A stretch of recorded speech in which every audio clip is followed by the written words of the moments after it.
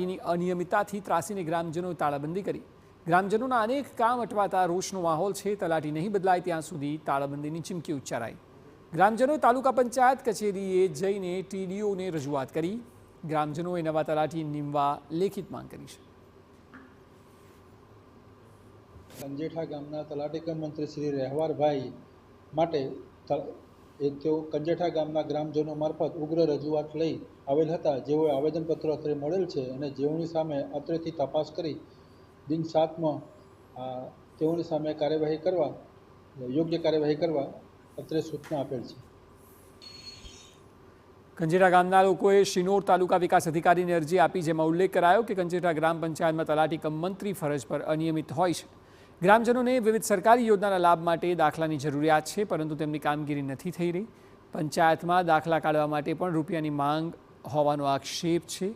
કેટલાક ખેડૂતોના મહેસૂલના કામ પણ અટકી ગયા હોવાની રાવ છે। એટલું જ નહીં, તલાટી ઉદ્ધતાઈભર્યું વર્તન કરતા હોવાનો પણ આક્ષેપ છે। તલાટીને કારણે વિકાસના કામો પણ અટવાયા હોવાના આરોપ થયા છે।